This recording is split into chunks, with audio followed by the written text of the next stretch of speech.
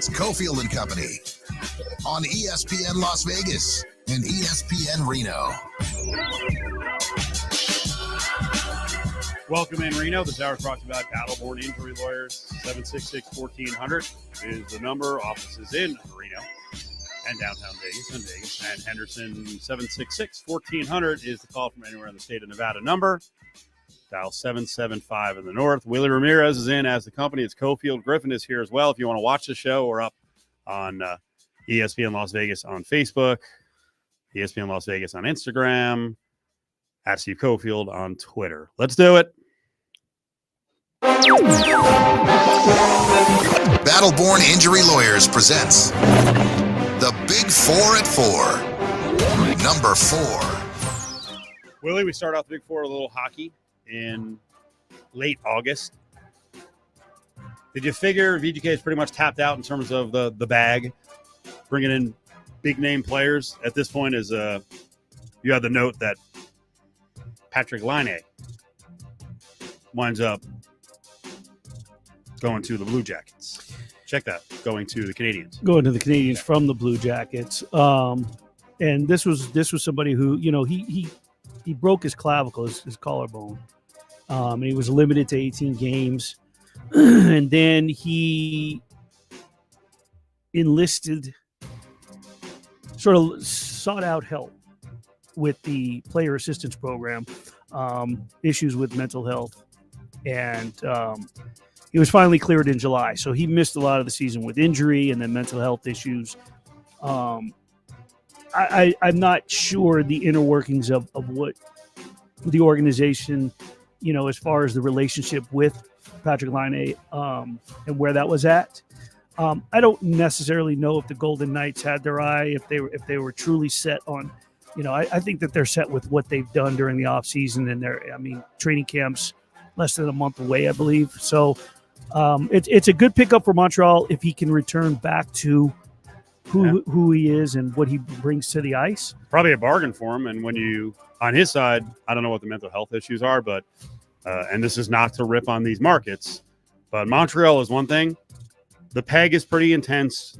Columbus, I'm not so sure, but he's going to like a hockey heaven. Yeah. You know, Toronto's like that. Montreal is tough, but maybe that'll be a great thing for him. It could be, and it's you know, we've seen some people thrive there. But that you nailed it right there. Is one thing with recovering from a collarbone, you know, a broken collarbone, but you're talking about mental health, and he better be ready for what's the firestorm that could come if he doesn't produce with what he's being paid to be brought up there, whatever it may, you know, whatever it comes down to in the terms and what's expected of him. Yep. So that's an organization that's been sort of starving for, you know, to climb back out of it ever since when they at the Golden Knights, in the 2021 season, right after the bubble.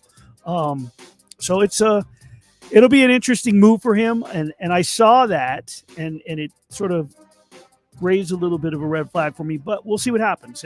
You know, again, more than anything, hopefully his mental health is where it needs to be, and he got the help that he needed, and he's ready for the season. Number 3. Federal lawsuit filed by Dearica Hamby against the Aces. The WNBA dealt with this a while ago, right? Willie, with a fine to the organization and the coach and a suspension for Becky Hammon.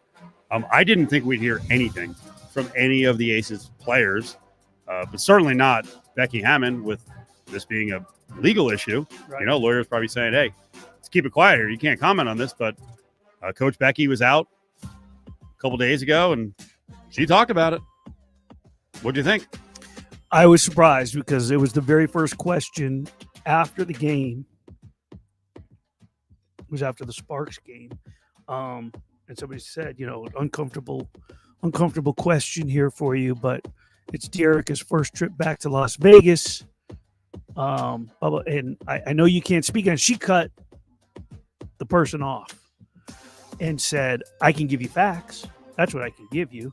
And the part that was, I guess, is deemed factual, and that's fine, is where she said, we didn't reach out to she was never on the block until Atlanta called us. Right. So, okay, so that's fine, and I don't have a problem with any of that. But then she went into saying the bullying never happened. Here's the problem with that statement. And I'm not saying that Becky's wrong, and I'm not saying that De'Erica's wrong. I think it's a matter of interpretation and how people are treated. Mm-hmm. You know, if Becky's an old school pop product, we know how Greg Popovich is with reporters, let alone maybe his own players. So I got to jump in for a second. When she said, I've been in the NBA and WNBA for close to 25 years and never had a complaint, you were coaching in the NBA. Right.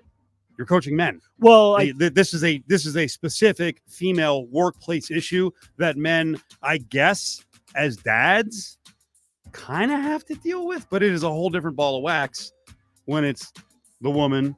And in this case, then it gets even more odd, I think unusual, but maybe it's not that unusual when it's, pregnant female coach. It is. But when she said that, I think she meant as a player too, because in reality, you can be a veteran, AKA your favorite player, Diana Taurasi, and be someone who bullies, right? Or appears to be. We saw what happened with Diana Taurasi and Skylar Diggins-Smith when they were here. That was a topic you loved to ride for a while. You know what? I wasn't even thinking of Becky's playing career. I mean, I don't know if Becky wasn't like DT. And we don't know. And she played in New York. Whatever happened with Skylar Diggins and that whole thing, which we'll get to Diggins later. She's a personality as well. But maybe there are players who would come out of the woodwork with Becky and be like, there are times where there was a little bullying. So it's a matter of interpretation. Yep. And this, you're right. In the same relationship, both sides can have a completely different view of it. One side can not feel comfortable bringing it up. This is subordinate, and superior. And another thing we'll hit on later on. Listen, Brian Flores with Tua, maybe it hit Brian Flores where he's like, what? Yeah. I did that? Well, that's what the player thought. And I guess Tua at the time was afraid to say it. So these she said, he said, whatever. He said. They're complicated. I was really surprised that she spoke on it.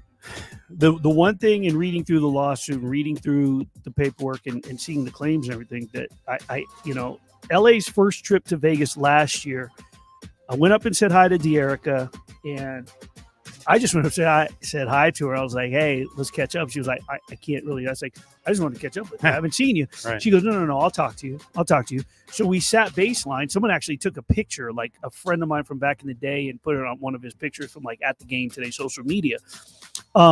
And we sat and talked, and she actually gave me some stuff on the record in general on her return. And when the recorder went off, she shared a lot of stuff. I've yet to see a couple of names that she shared with me in the lawsuit or anything, which I am not at liberty to repeat, but I'm wondering if she's holding some stuff back for ammunition. I don't know. Or this is her best avenue based on what her lawyers and her representation is telling her.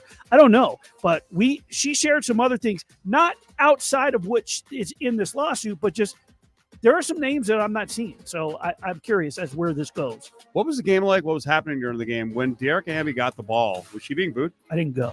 Okay, I saw reports, but I heard both. I saw reports that she was getting booed. If that's the case, Aces fans, some of you are pigs. You are gross. That is disgusting. I heard both. You don't know what happened. Cheers and boos. Unless you're some insider, you don't know what happened. Right. They're turning into Golden Knights fans. Yeah. If you it's our Las person, Vegas our fans. woman, our player, and we're going to support them no matter what. There is, to me, athletes don't get unconditional support across the board just because they're on your team. And in this case, I'll say it. If it's female fans who don't know exactly what happened here, and you're booing De'Erica Hamby because she's on the Sparks now, but you're mad because she filed a lawsuit, screw yourself. Let me ask you this. You are jerks. Yeah, I agree with you in terms of when it comes to the situation, especially. And by the way, I'm actually quoting partially my mother when I was telling this story. So again, with the I agree with you in terms of we don't know what took place when you're talking about a pregnant woman in the workplace. But in the same regard, which you and I have talked about plenty about this season, with all the attention from media and fans and critics and what have you, when you're asking for the attention of, hey, we deserve the spotlight as much as everybody else. It's also kind of part of sports. We just talked about Laine going to Montreal. Can you imagine if she used to be with the Liberty and she went to a New York crowd, or if Philly had a team and she went to Philly, those sports towns? So, I mean, in reality, that's kind of sports. And I'm not saying that it's right. What I'm saying is comes with the territory. Yep. It's ugly, and it's kind of cruel considering this topic that we're talking about, but that's the day and age we live in with sports. Number 2.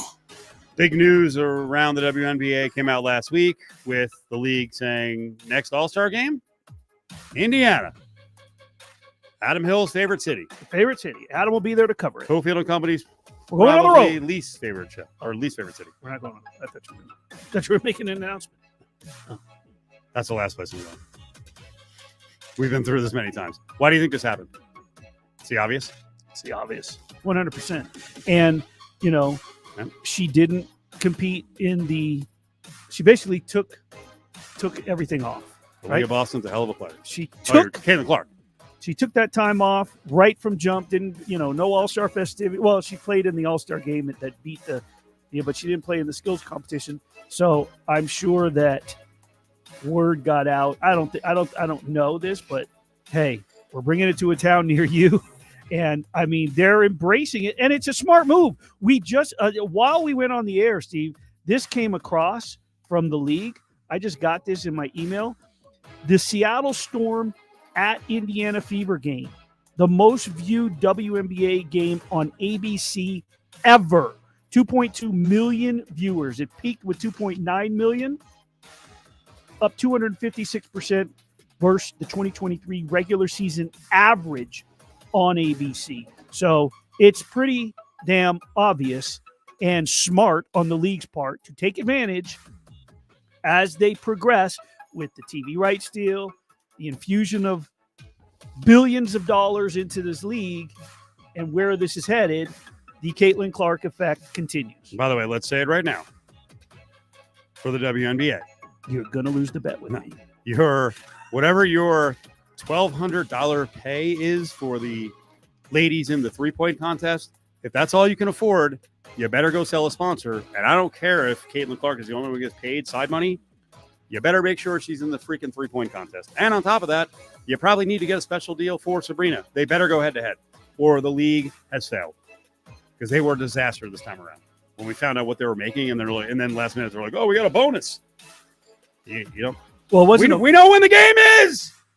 Yeah. Put it up on the task board now, on the whiteboard in the sales room. That wasn't the Caitlin league. Clark and Sabrina deal. That wasn't the league that announced the bonus. That was sponsors that stepped up on their Right. own and said, "We're going to." That should be the WNBA. Yeah. No, they. You should. make some money off the company, you give it to the players. And it's not even. Here's the thing. It's not even going to be. They're not even going to have to lift a finger to get this done. There are people reaching out already. Can you imagine what it's going to cost just to have a commercial during the skills competition? And hang on. You and I. There's no hanging on. You got 10 seconds. Okay. We can do it on the other side. We'll do it on the other side. Okay. We got number 1 coming up. We're going to get into Number 1 coming out of the break, as Caitlin Clark has played really well in these first couple of games, and a little more sassy. People are getting mad, a little edgy. Love it.